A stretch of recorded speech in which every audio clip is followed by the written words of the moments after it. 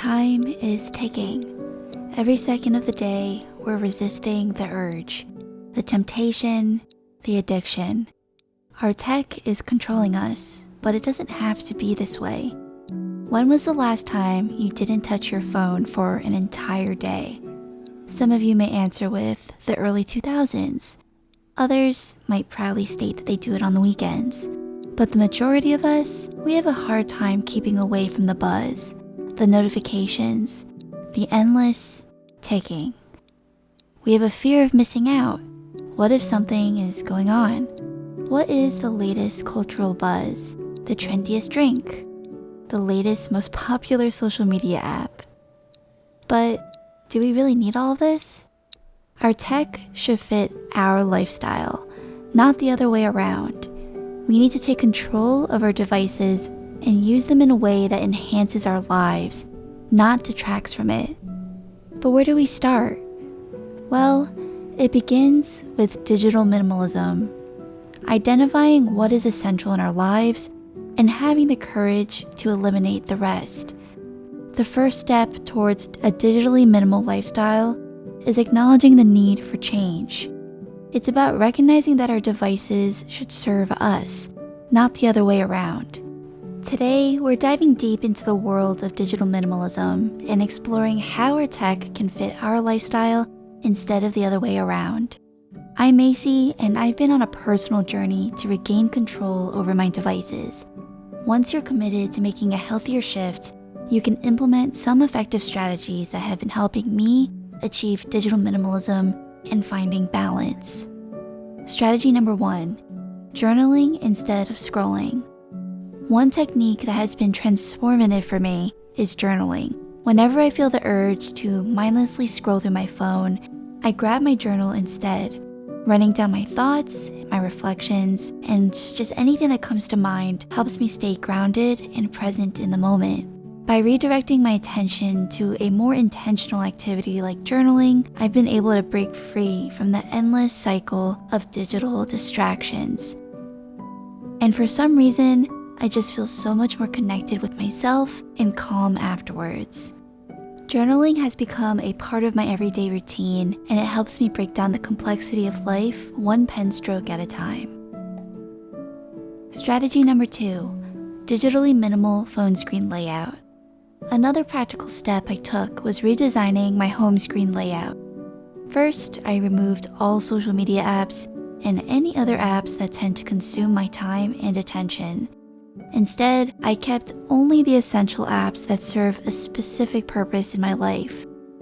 This intentional arrangement allows me to stay focused on what truly matters without being constantly reminded of notifications and distractions. Additionally, I've customized my app icons to create a visually calming and aesthetically pleasing environment on my phone. I made a video on how to do this in the past, so I'll link it down below if you're interested.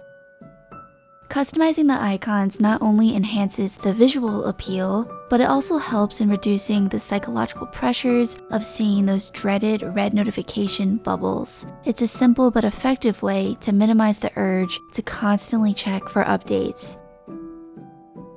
I also have an array of my favorite digital wallpapers that make me feel extra peaceful and mentally free when I do check my phone. These wallpapers are illustrated by my sister, who is an artist, and my digital space is a lot cozier and mentally freeing with her artwork. Strategy number 3, what do I actually keep on my digital minimal phone? So as we embrace digital minimalism, it's important to identify the apps that truly serve our lifestyle and promote a balanced approach to both work and personal life. One app that has been instrumental for me is Structured. It's a time-blocking app that allows me to schedule specific tasks and set reminders throughout the day. With Structured, I allocate time in the morning for journaling from 9 to 10 a.m., and I have a dedicated time slot for social media and checking emails from 10 to 11 a.m. This structured approach helps me maintain a healthy boundary with social media, especially since it's part of my job. It allows me to stay updated without constantly being absorbed in the digital world. Although I try to limit my exposure to social media, the buzz, and the overwhelmingness of the internet, I try to create a healthy relationship with it by setting a clear boundary and practicing balance and self-restraint. From 11 to 3 p.m., I dedicate that time for creative work, whether it be video scripting, filming or editing, or designing for Cozyly Studios, or coding some passion projects that I'm working on. I made it a soft rule for myself to end work by 3 p.m. so that it doesn't feel like it's my whole life and so that it doesn't become my whole life.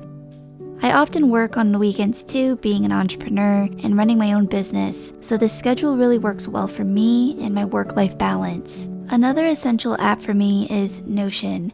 I've created a customized and visually appealing dashboard on Notion that helps me effectively manage my life and my family business. Notion provides a clear overview of our team's tasks, sprints, and goals.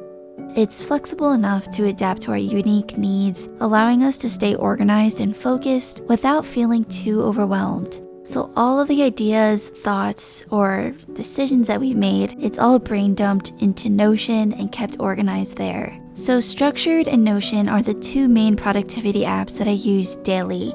And although there are so many different kinds out there, these are the ones that I always fall back to. So in addition to those two main apps that I use, I make use of widgets on my home screen. I have a Notion widget for quick access to my pages and my team dashboard, and I also have a widget for my Spotify playlists, so I can easily listen to my favorite songs on Spotify.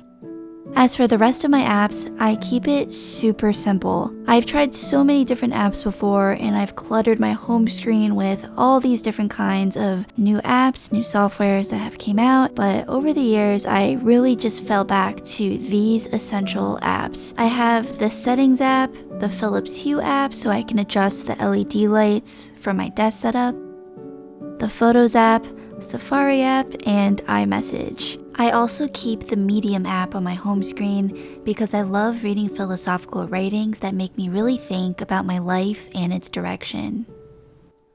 It's super simple. These are the apps that I normally gravitate to every day, and it's all that I need, and that is okay.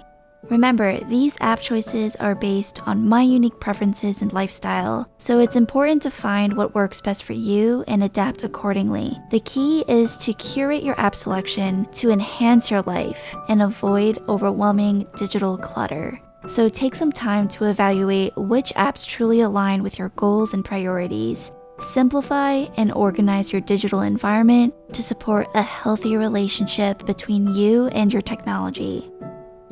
Strategy number 4, notifications can wait. I don't think many people talk about this enough. Notifications have a powerful impact on our attention, and they can evoke a sense of urgency or fear of missing out. However, we have the ability to take control and customize our notification settings to promote a more relaxed and intentional relationship with our devices. One way that I achieve this is by avoiding sharing notifications on my lock screen. By eliminating the constant stream of notifications, I create a calmer environment on my phone. However, I do make an exception for important messages and phone calls from the people who are important in my life, and I allow those notifications to appear on my lock screen, ensuring that I stay connected with those who truly need my immediate attention. I also created focus states on my phone, so when I'm doing certain things in my daily routine, different focus states activate to permit different kinds of notification settings. Some focus states even change my wallpaper for me, which is pretty neat. There's a lot of really cool things in focus states, so definitely check out your settings to see what focus states you'd like to create for yourself. I've been testing out iOS 17's standby mode. So when you're using a MagSafe charger and your phone is horizontal, you'll actually see all these different standby modes activate, and I really love this because it's just really a great way to keep your phone to the side and you just preview the time. You don't have to check all of the different notifications, the pings, the buzz, and it just makes life a lot simpler, and it's also really aesthetic. So I encourage you to take a closer look at your notification settings. Consider which notifications are truly essential for your daily life and make adjustments accordingly. By creating a peaceful digital environment free from unnecessary distractions, we can then foster a greater sense of calm and focus in our daily lives. This intentional choice empowers us to prioritize what truly matters in our life and find contentment in being fully present. Remember, digital minimalism is about consciously designing our tech habits to enhance our overall well-being. In a world that's constantly connected, it's crucial to remember the importance of being present. Disconnecting from our devices and being fully engaged in the moment allows us to truly experience life and show love to our loved ones.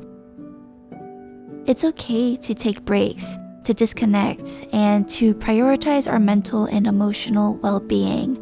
We don't have to be constantly available or glued to our phones. And when it comes to social media, it's really essential to cultivate a healthier relationship with it. Social media can be a gateway into our lives. Find what works best for you, whether it's limiting your time on social media, curating your feed, or setting boundaries for your online interactions.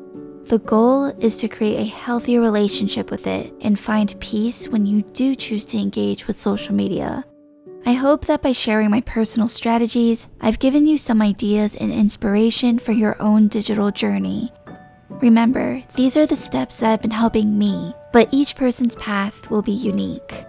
I encourage you to explore further, experiment with different techniques, and find what resonates with you.